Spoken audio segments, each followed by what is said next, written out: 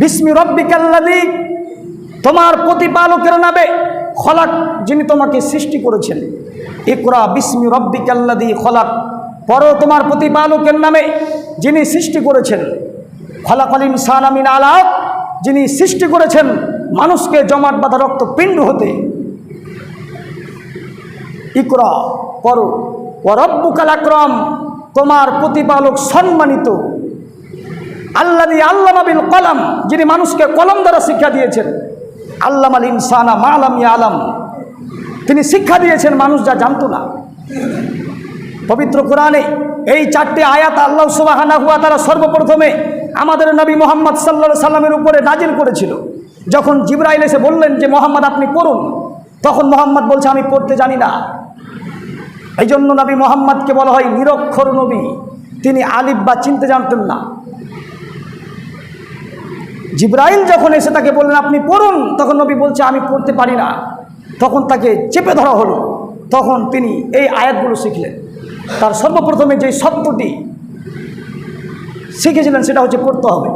যদি আপনি ইসলামী বিদ্যা যদি আপনি শিখতে চান, যদি আপনি আল্লাহ এবং তার রাসূলকে চিনতে চান, যদি আপনি মনে করেন যে আমি ইসলামকে বুঝবো, যদি আপনি মনে করেন যে আমি জান্নাতে যেতে চাইবো, যদি আপনি মনে করেন যে আমি পরকালে সুখময় আমার জীবন কাটাবো, তাহলে আপনাকে সর্বপ্রথমে ইসলামী শিক্ষা, এই কোরআনের শিক্ষা আপনাকে অর্জন করতে হবে। যদি আপনি না পারেন তাহলে আপনার সন্তানদেরকে শিক্ষা দিতে হবে, যে কথা আল্লাহ সুবহানাহু ওয়া তাআলা নিজেই বলছেন। পবিত্র কোরআনে আল্লাহ সুবহানাহু ওয়া তাআলা সূরা ফাতির আয়াত নম্বর 19 থেকে 22 আল্লাহ সুবহানাহু ওয়া তাআলা বলছেন, আল্লাহ সুবহানাহু ওয়া তাআলা বলছেন পৃথিবীর মানুষ তোমরা শুনে রাখো, যারা চক্ষুওয়ালা মানুষ এবং যারা অন্ধ মানুষ তারা সমান হতে পারে না। তারপর আল্লাহ তাআলা বলছেন ওয়ালাজ যুলুমাতু ওয়ালান নূর, অন্ধকার এবং আলো সমান হতে পারে না। আল্লাহ তাআলা বলছেন ওয়ালাজ জিল্লু ওয়ালাল হারুর, ছায়া এবং রোদ সমান হতে পারে না। শেষের দিকে একটি কঠিন বাক্য বলেছেন, সেটা হচ্ছে আল্লাহ সুবহানাহু ওয়া তাআলা বলছেন ওয়ামা ইয়াস্তাবিল আহইয়া ওয়ালাল আমওয়াত, মৃতদেহ এবং জীবিত দেহ সমান হতে পারে না। এখানে আল্লাহ সুবহানাহু ওয়া তাআলা সূরা ফাতিরের 19 থেকে 22 নম্বর আয়াতের মধ্যে খুব চমৎকার কথা বলেছেন। সেটা আল্লাহ তাআলা বলছেন যে পৃথিবীর মানুষ, যারা অন্ধ মানুষ এরা হচ্ছে অশিক্ষিত মানুষ, যারা অন্ধ মানুষ এরা হচ্ছে অশিক্ষিত মানুষ। অন্ধ মানুষ যেমন সমাজের কোনো কাজে আসে না, অন্ধ মানুষ যেমন দেশের কোনো কাজে আসে না, অন্ধ মানুষ যেমন জাতির কোনো কাজে আসে না, অন্ধ মানুষ যেমন পরিবারের কোনো কাজে আসে না, তেমন হচ্ছে অশিক্ষিত মানুষ, তারা পরিবারের কাজে আসে না, দেশের কাজে লাগবে না, তারা জাতির উপকার করতে পারবে না। আর চক্ষুওয়ালা মানুষ হচ্ছে শিক্ষিত মানুষ, চক্ষুওয়ালা মানুষ হচ্ছে শিক্ষিত মানুষ। শিক্ষিত মানুষ সমাজের উপকার করবে, জাতির উপকার করবে, দেশের উন্নতি করবে। এই জন্য আল্লাহ সুবহানাহু ওয়া তাআলা এই কথা বলছেন, যারা হচ্ছে শিক্ষিত মানুষ এরাই হচ্ছে চক্ষুওয়ালা মানুষ, আর যারা হচ্ছে অশিক্ষিত মানুষ এরা হচ্ছে অন্ধ মানুষ। আল্লাহ তাআলা বলছেন ওয়ালাজ যুলুমাতু ওয়ালান নূর, অন্ধকার এবং আলো সমান হতে পারে না। অন্ধকার মানে আল্লাহ সুবহানাহু ওয়া তাআলা এখানে অন্ধকার বলতে অশিক্ষিত মূর্খ জাহেল মানুষকে বুঝিয়েছেন।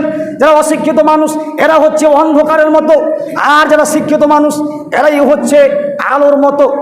আলো যেমন গোটাই গ্রামে, গোটাই এলাকাতে, গোটাই পাড়াতে যেমন আলো ছড়ায়, তেমনই শিক্ষিত মানুষ যারা হবে তারাই গোটাই দেশে আলো ছড়াবে। এজন্য আল্লাহ সুবহানাহু ওয়া তাআলা বলছেন যারা শিক্ষিত মানুষ এরাই হচ্ছে আলো, আর যারা অশিক্ষিত মানুষ এরাই হচ্ছে অন্ধকার। আলো এবং অন্ধকার যেমন সমান হতে পারে না, তেমনি শিক্ষিত এবং অশিক্ষিত তেমন তারা সমান হতে পারে না। আল্লাহ তাআলা আরো বলছেন ওয়ালাজ জিল্লু ওয়ালাল হারুর, ছায়া এবং রোদ সমান হতে পারে না। এখানে আল্লাহ তাআলা ছায়াকে শিক্ষিত মানুষ বলেছেন, আর রৌদ্র হচ্ছে অশিক্ষিত মানুষ। শেষের দিকে একটি কঠিন বাক্য শাদীদুন জিদ্দান, খুব কঠিন বাক্য আল্লাহ তাআলা বলছেন ওয়ামা ইয়াস্তাবিল আহইয়া ওয়ালাল আমওয়াত। আল্লাহ তাআলা বলছেন যারা শিক্ষিত মানুষ হবে এরাই হচ্ছে জীবিত মানুষের মতো, আর যারা অশিক্ষিত মানুষ এরাই হচ্ছে মৃত মানুষের মতো। দুনিয়াতে যারা অশিক্ষিত মানুষ এরাই হচ্ছে মৃত মানুষের মতো। একজন মানুষ যখন মারা যায় তাকে যদি বাড়িতে বেশিক্ষণ রাখা যায় তাহলে সেই বাড়িটা কি করবে, গন্ধতে পরিপূর্ণ হয়ে যাবে, বাড়িতে কেউ থাকতে পারবে না। যত তাড়াতাড়ি হোক তাকে বাড়ি থেকে বিদায় করতে হবে। তেমনই হচ্ছে সমাজের অশিক্ষিত মানুষ যারা সমাজের উপকার করতে পারবে না, এরাই দেশে একটা গন্ধ তৈরি করবে, এরাই সমাজে দ্বন্দ্ব লাগাবে, এরাই সমাজে তর্ক সৃষ্টি করবে, এরাই সমাজে ঝামেলা লাগাবে। আর শিক্ষিত মানুষ হচ্ছে জীবিত মানুষের মতো, জীবিত মানুষ সব কিছু করতে পারে, তেমনই হচ্ছে যারা শিক্ষিত মানুষ এরাই হচ্ছে সব কিছু করতে পারে। তাহলে যাদের আমাদের বয়স হয়ে গেছে, যারা আমরা কোরআনের বিদ্যা শিখতে পারিনি, যারা আমরা ইসলামী শিক্ষা শিখতে পারিনি, তা আমাদের উচিত হবে আমাদের সন্তানদেরকে কিভাবে কোরআন শিক্ষা দেওয়া, কিভাবে আমাদের সন্তানদেরকে গড়ে তোলা। যেই ভুল আমরা করেছি, আমরা পরবর্তীতে যাতে আমরা সেই ভুল না করি, যে ভুল আমরা করেছি সেই ভুল যাতে পরবর্তীতে আমাদের সন্তানরা না করে, এই অনুভব এই আমাদেরকে মাথায় রাখতে হবে। আর আমাদের সন্তানদেরকে তৈরি করতে হবে, যে কথা আল্লাহ সুবহানাহু ওয়া তাআলা বলছেন। আল্লাহ সুবহানাহু ওয়া তাআলা আরো বলেন, সূরা জুমার 9 নম্বর আয়াতের মধ্যে আল্লাহ তাআলা বলছেন, কুল হাল ইয়াস্তাউইল্লাযীনা ইয়ালামুনা ওয়াল্লাযীনা লা ইয়ালামুন। আল্লাহ তাআলা বলছেন পৃথিবীর মানুষ, আল্লাহ তাআলা আমাদের নবীকে লক্ষ্য করে বলছেন, হে নবী মুহাম্মদ আপনি বলুন, যারা জ্ঞানী মানুষ এবং যারা জ্ঞানী নয় এরা কি সমান হতে পারে? ইন্নামা ইয়াতাযাক্কারু উলুল আলবাব, নিশ্চয় যারা জ্ঞানী মানুষ হবে এরাই উপদেশ গ্রহণ করবে। আল্লাহ সুবহানাহু ওয়া তাআলা বলছেন যারা জ্ঞানী এবং যারা জ্ঞানী নয় এরা কি সমান? নিশ্চয়ই যারা জ্ঞানী মানুষ হবে এরাই উপদেশ গ্রহণ করবে। বলুন তো দাড়ি রাখা কি? দাড়ি রাখা হচ্ছে ফরজ। অনেকে মনে করে সুন্নাত জি নয়, দাড়ি আপনাকে রাখতে হবে, দাড়ি আপনি রাখতে বাধ্য। আপনি মুসলমান হয়ে জন্মগ্রহণ করেছেন, আপনি মুসলিম হিসেবে জন্মগ্রহণ করেছেন, আপনার বয়স 40 বছর হয়ে গেছে, আপনার বছর 50 বছর হয়ে গেছে, আজকে আপনার মুখে দাড়ি নেই, আপনি কি বলতে পারেন নিজেকে? আপনি কি বলতে পারেন যে আমি শিক্ষিত মানুষ? অসম্ভব হতে পারে না। আল্লাহ বলছেন যারা শিক্ষিত মানুষ এরাই উপদেশ গ্রহণ করবে। যাদের মুখে দাড়ি নেই, যারা দাড়ি রাখেনি 40-50 বছর হওয়ার পরও, তারা কি করে বলতে পারে আমরা শিক্ষিত? আপনি বলুন, আপনাকে আমি কবরস্থানে দাফন করে দেবো দলিল দিয়ে। আল্লাহ তাআলা বলছেন যারা শিক্ষিত মানুষ হবে এরাই কি করবে? উপদেশ গ্রহণ করবে। আপনি আল্লাহর বিধানকে অমান্য করছেন, আপনি কোরআনের হাদিসকে অমান্য করছেন, আপনি আল্লাহর বিধানকে অমান্য করছেন, আল্লাহ তাআলার কথাকে আপনি অমান্য করছেন, তারপর আপনি কিভাবে বলতে পারেন আপনি শিক্ষিত মানুষ? আল্লাহ বলছেন যারা শিক্ষিত মানুষ হবে এরাই উপদেশ গ্রহণ করবে। মানে আপনি একটি কোরআনের বাক্য যদি আপনি অমান্য করেন, একটি কোরআনের শব্দ যদি আপনি অমান্য করেন, তাহলে মনে রাখেন জান্নাত হবে না। জান্নাত কোনো বাপের সম্পত্তি নয় যে আপনি চাইলেই জান্নাত পেয়ে যাবেন। আল্লাহ বলছেন যারা শিক্ষিত মানুষ হবে এরাই উপদেশ গ্রহণ করবে। যাদের মুখে দাড়ি নেই, যাদের মুখে দাড়ি নেই, আপনি বলুন আপনি শিক্ষিত অশিক্ষিত? আপনি হচ্ছেন সমাজের জন্য একটা বোঝ, আপনি হচ্ছেন সমাজের জন্য একটা খড়কুঠা, আপনার সমাজের জন্য একদম কিছুই না, আপনি এমনি দুনিয়াতে পড়ে আছেন। এজন্য আল্লাহ বলছেন যারা উপদেশ গ্রহণ করবে এরাই হচ্ছে শিক্ষিত মানুষ। বহুদিন একটি হাদিস আপনাদের সামনে আমি বলেছি, এতবার এই হাদিসটি বলেছি, বলতে বলতে বলতে মনে হচ্ছে যে আপনাদের মুখস্থ হওয়ার কথা। আল্লাহ সুবহানাহু ওয়া তাআলা, আল্লাহ নবী বলছেন, দিরহামুর রিবা ইয়াকুলুর রাজুলু ওয়া হুয়া ইয়ালামু আশাদ্দু মিন সিত্তাতি ওয়া সালাসিনা জিনিয়ান। রাসূল সাল্লাল্লাহু আলাইহি ওয়াসাল্লাম বলছেন কোনো ব্যক্তি যদি জেনে শুনে 1 টাকা সুদ খায় তাহলে 36 বার জেনা করে যত পাপ করবে, একজন ব্যক্তি জেনে শুনে 1 টাকা সুদ খেলে তার থেকে বেশি পাপ করবে। আল্লাহর নবী বলছেন যারা জেনে শুনে 1 টাকা সুদ খায় সেই ব্যক্তি 36 বার জেনা করে যত পাপ করলো, একজন ব্যক্তি জেনে শুনে 1 টাকা সুদ খেলে তার থেকে বেশি পাপ করলো। রাসূল সাল্লাল্লাহু আলাইহি ওয়াসাল্লাম বলছেন সুদের অনেক রকম পাপ রয়েছে, ছোট থেকে বড়, বড় থেকে ছোট। সুদের অনেক রকম পাপ রয়েছে, ছোট থেকে বড়, বড় থেকে ছোট। সুদের সব থেকে যেটা ছোট পাপ সেটা হচ্ছে মায়ের সাথে জেনা। নাউজুবিল্লাহ। মায়ের সাথে জেনা কি কম খারাপ? এটা কি সমাজে বলা যায়? এটা বলতেই কেমন কেমন লাগে, এটা বলতেই খারাপ লাগে।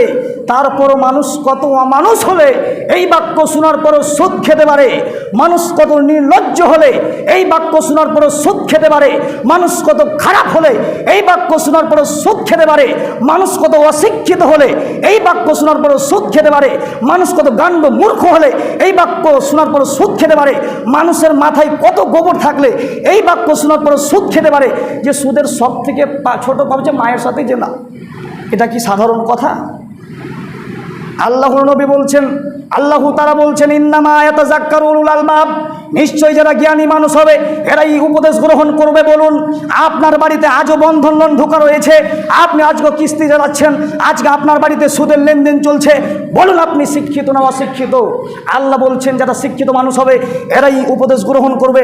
বহুদিন বলা গেছে সুদ খাওয়া হারাম, বহুদিন বলা গেছে সুদ খাওয়া জঘন্য পাপ, বহুদিন বলা গেছে সুদ খাওয়া জঘন্য পাপ, তারপর আজকে আপনি সুদ ছাড়তে পারেননি, মানে আপনি অশিক্ষিত মানুষ। এটা আল্লাহ বলছেন। এজন্য আমাদেরকে কি করতে হবে? এই সুদ থেকে বেঁচে থাকতে হবে আর জ্ঞানী হতে হবে। আর জ্ঞানী আপনি তখনই হতে পারবেন যখন আপনি আল্লাহ সুবহানাহু ওয়া তাআলার কথাগুলোকে মেনে নেবেন। আল্লাহ তাআলা বলছেন সূরা জুমার 28 নম্বর আয়াতের মধ্যে আল্লাহ তাআলা বলছেন ইন্নামা ইয়াখশাল্লাহু মিন ইবাদিহিল উলামা, দুনিয়াতে মানুষের মধ্যে যারা আলেম রয়েছে এরাই আল্লাহকে বেশি ভয় করে। আল্লাহ তাআলা বলছেন দুনিয়াতে মানুষের মধ্য থেকে যারা আলেম এরাই আল্লাহকে বেশি ভয় করে। এই জন্য সব আলেম কিন্তু আল্লাহকে ভয় করে না। আল্লাহর ভয় সম্পর্কে আল্লাহর নবী উদাহরণ দিতে গিয়ে তিনি বলেন যে গাভীর বাট থেকে, গাভীর উলান থেকে দুধকে টেনে বের করার পর ভিতরে ঢুকানো যায় না, যেমন গাভীর বাট থেকে, গাভীর উলান থেকে দুধকে টেনে বের করার পর ভিতরে ঢুকানো যেমন অসম্ভব, আল্লাহর ভয়ে কাঁদে যারা, আল্লাহর ভয়ে এক ফোঁটা চোখের পানি ফেলে যারা দুনিয়াতে, তাদের জাহান্নামে যাওয়া তেমনই অসম্ভব। রাসূল সাল্লাল্লাহু আলাইহি ওয়াসাল্লাম একদা সাহাবীদেরকে বলছেন, সাহাবীগণ আমি যেমন আল্লাহকে ভয় করি তোমরা যদি আল্লাহকে তেমনভাবে ভয় করতে, সাহাবীগণ আমি যেমন আল্লাহকে ভয় করি তোমরা যদি আল্লাহকে তেমনভাবে ভয় করতে, তাহলে তোমরা পৃথিবীতে বেশি বেশি কাঁদতে, কম কম হাসতে। আল্লাহ তাআলা বলছেন ইন্নামা ইয়াখশাল্লাহু মিন ইবাদিহিল উলামা, দুনিয়াতে যারা আলেম হবে, দুনিয়াতে যারা মুলবি সাহেব হবে, দুনিয়াতে যারা ইমাম সাহেব হবে এরাই আল্লাহকে বেশি ভয় করবে। আর সাধারণ মানুষ বলছে মুলবিরাই খারাপ। আল্লাহ তাআলা বলছেন যে মুলবি সাহেবরা, আলেমরাই আল্লাহকে বেশি ভয় করবে, আর সাধারণ মানুষ বলছে মুলবিরাই খারাপ। তো মুলবিরা তো খারাপ না, যে বলছে সেই খারাপ। এজন্য আমাদেরকে শিক্ষা অর্জন করতে হবে। যারা আমরা পারিনি, চেষ্টা করতে হবে আমাদের সন্তানদেরকে ততটুকু শিক্ষা অর্জন করা যাতে আল্লাহ এবং তার রাসূলকে সঠিকভাবে চিনতে পারে, তারা যেন বুঝতে পারে এটা সুদ, তারা যেন বুঝতে পারে এটা ঘুষ, তারা যেন বুঝতে পারে এটা হারাম হালাল। এতটুকু শিক্ষা আপনার সন্তানকে দিতে হবে। এবার আসুন, যেই আমল করলে, যেই কাজগুলো করলে আমরা মরার পরও আমরা আমাদের নেকি পেতে থাকবো কবরে, সেগুলি আমাদেরকে করতে হবে। দুনিয়াতে আমরা যেভাবে ইবাদত করছি, দুনিয়াতে আমরা যেভাবে সালাত আদায় করছি, দান করছি, হজ করছি, জাকাত দিয়ে আমরা যেভাবে নেকি উপার্জন করছি, সেভাবে যদি আমরা মরার পরও দুনিয়াতে যদি আমরা সেই কাজগুলো করে দিয়ে যাই, তাহলে আমরাও নেকি পেতে থাকবো। এক হাদিসে আবু হুরায়রা রাদিয়াল্লাহু তাআলা আনহু বলেন, রাসূল সাল্লাল্লাহু আলাইহি ওয়াসাল্লাম বলছেন আদ-দুনিয়া মালউনুন, গোটাই পৃথিবীটা হচ্ছে অভিশপ্ত, গোটাই পৃথিবীটা হচ্ছে অভিশপ্ত, আর এর মধ্যে যারা আছে এরাই হচ্ছে অভিশপ্ত। যারা কিন্তু চারটি জিনিস ব্যতীত এরা অভিশপ্ত নয়। এক, জিকির অভিশপ্ত নয়। দুই, যারা জিকির করে এরা অভিশপ্ত নয়। তিন, যারা ছাত্র এরা অভিশপ্ত নয়। চার, যারা শিক্ষক এরা অভিশপ্ত নয়। এক, যারা জিকির করে এরা অভিশপ্ত নয়। দুই, জিকির অভিশপ্ত নয়। তিন, যারা শিক্ষা অর্জন করে এরা অভিশপ্ত নয়। চার, যারা শিক্ষা দেয় এরা অভিশপ্ত নয়। এই বাদ দিয়ে পৃথিবীতে সবাই অভিশপ্ত। আপনি মনে করুন, আপনি ভেবে দেখুন আপনি কার মধ্যে পড়ে আছেন। অভিশপ্ত থেকে বেঁচে থাকতে হবে। সবাইকে চেষ্টা করতে হবে কিছু না কিছু আপনার সন্তানকে তৈরি করতে হবে, যেই সন্তানকে তৈরি করার কারণে পরকালে আপনি জান্নাতবাসী হতে পারবেন, কবরে আপনি আপনার নেকি পেতে থাকবেন। আবু হুরায়রা রাদিয়াল্লাহু তাআলা আনহু বলেন, রাসূল সাল্লাল্লাহু আলাইহি ওয়াসাল্লাম বলেছেন ইন্না মিম্মা ইয়ালহাকুল মুমিনিনা মিন আমালিহি ওয়া হাসানিহি বা'দা মাউতিহি, মানুষের মৃত্যুর পরও তার আমল ও নেক কাজ সমূহের মধ্যে তার যার স্বভাব তার নিকট বরাবর পৌঁছাতে থাকে, তার এক নম্বর হচ্ছে ইলমান আলিমাহু ওয়া নাশারাহু, যারা দুনিয়াতে ইলম অর্জন করেছে, যারা শিক্ষা অর্জন করেছে এবং মানুষের সামনে অতঃপর মানুষের সামনে বিস্তার লাভ করেছে, এরাই মরণের পরে কবরে শুয়ে শুয়ে নেকি পেতে থাকবে। যেভাবে আপনি নেকি পেতে আছেন এখন, যদি আপনি মনে চান যে আমি আমার কবরে যাওয়ার পরে আপনি আমার নেকিটা আমি কবরে জারি রাখবো, তাহলে সর্বপ্রথমে আপনাকে কাজ করতে হবে ইলমান আলিমাহু, আপনাকে ইলমান আলিমান আশারাহু, আপনাকে ইলম শিক্ষা অর্জন করতে হবে এবং মানুষের সামনে, ছাত্রদের সামনে, গ্রামবাসীর সামনে আপনাকে তা পৌঁছে দিতে হবে। যদি আপনি কাজ করতে পারেন তাহলে আপনি মরার পরও আপনি নেকি পেতে থাকবেন। আপনার বয়স 70 বছর হয়ে গেছে, আপনার বছর 80 বছর হয়ে গেছে, আপনি তো কিছুই জানেন না, আপনি তো কোরআন পড়তে জানেন না, আপনি তো হাদিস বোঝেন না, আপনি তো এই পরীক্ষায় ফেল করেছেন, আপনার তো সময় শেষ হয়ে গেছে, আপনি এই সময়কে মূল্যায়ন করেননি, এই সময় আপনি 5 পয়সা দাম দেননি, এই সময় আপনার হাত থেকে চলে গেছে। এখন আপনি কি করবেন? যারা শিক্ষা অর্জন করেছে, যারা কোরআনের বিদ্যা শিখেছে, যারা হাদিসের বিদ্যা শিখেছে, এরাই যদি মারা যায়, এদের মরার পরও তারা কি করবে? মানুষের সামনে যদি ছাত্রকে যদি শিক্ষা দিয়ে থাকে, তাহলে সেই ব্যক্তি মারা যাওয়ার পরও তার নেকি কিয়ামত পর্যন্ত চলতে থাকবে, নেকি পেতে থাকবে। তা আপনি তো পারেননি, আপনি শিক্ষা অর্জন করেননি, আপনি কি করবেন? এখন আপনার করণীয় কি রয়েছে? এখন আপনাকে আফসোস করতে হবে যে আমি কেন শিক্ষা অর্জন করিনি, আমি কেন বিদ্যা শিখিনি, আমি কেন কোরআনের বিদ্যা শিখিনি। আপনি এখন হতাশা হয়ে যাবেন। হতাশা হওয়ার কারণ নেই। আল্লাহ সুবহানাহু ওয়া তাআলা, আপনি যতই আল্লাহকে বেশি ভালোবাসেন, আল্লাহ আপনার থেকে আপনাকে বেশি ভালোবাসে। এজন্য আল্লাহ রাব্বুল আলামিন আপনার জন্য ছাড় দিয়েছেন। দ্বিতীয় নম্বরে দেখুন, যদি কেউ মরার পরে কবরে শুয়ে শুয়ে নেকি পেতে থাকে, তাহলে 1 নম্বর হচ্ছে যারা শিক্ষা অর্জন করেছে।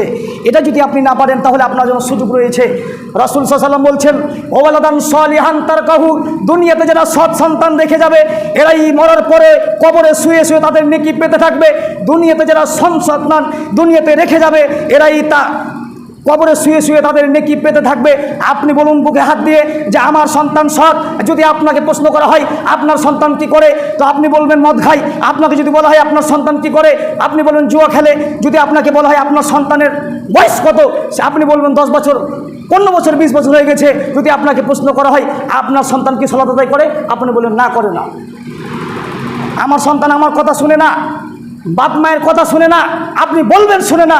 আল্লাহর নবী বলছেন, দুনিয়াতে যারা সৎ সন্তান রেখে যাবে, তারা কবরে শুয়ে শুয়ে দুনিয়াতে যেভাবে নেকি পেতে থাকে, তারাও কবরে শুয়ে শুয়ে তাদের নেকি পেতে থাকবে। যদি আপনার সন্তান যদি আপনি দুনিয়াতে রেখে যেতে পারেন, যেভাবে আমি কথা বলছি, যেভাবে মুলবি সাহেবরা কথা বলে, যেভাবে ইমাম সাহেবরা কথা বলে, সেভাবে যদি আপনি আপনার সন্তানকে তৈরি করে যেতে পারেন, সেভাবে যদি আপনি আপনার সন্তানকে দুনিয়াতে হাদিসের বিদ্যা, কোরআনের বিদ্যা যদি আপনি শিখে যেতে পারেন, তাহলে আমার মতো, আপনার মতো, ইমাম সাহেব মতো তারা মানুষের সামনে কথা বলবে। আর এই কাজ করার কারণে, এই বিদ্যা শেখার কারণে আপনার পিতামাতা কবরে বসে শুয়ে শুয়ে তারা নেকি পেতে থাকবে। আপনি কি করবেন? আপনি তো আজকে শিক্ষা অর্জন করেননি।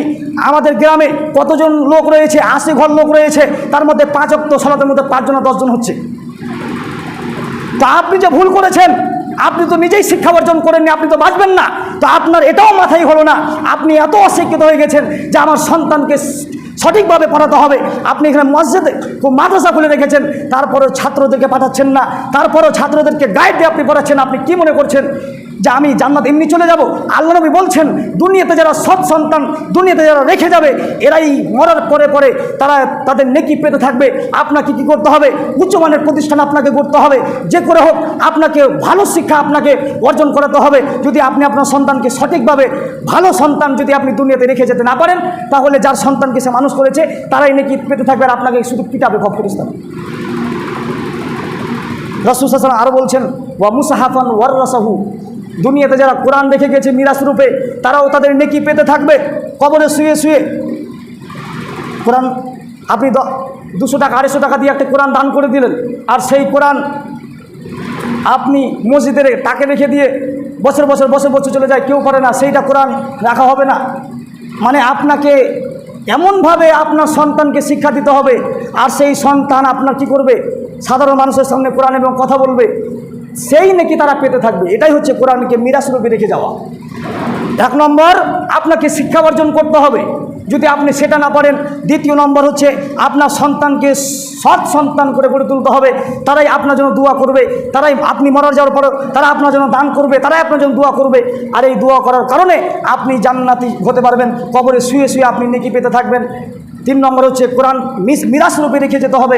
4 নম্বরে রাসূল সাল্লাল্লাহু আলাইহি ওয়াসাল্লাম বলছেন, আও মাসজিদান বানাহু, যা দুনিয়াতে মসজিদ বানিয়ে যাবে, যা দুনিয়াতে মাদ্রাসা বানিয়ে যাবে, দুনিয়াতে যারা শিক্ষা প্রতিষ্ঠান করে যাবে, এরাও কবরে শুয়ে শুয়ে নেকি পেতে থাকবে।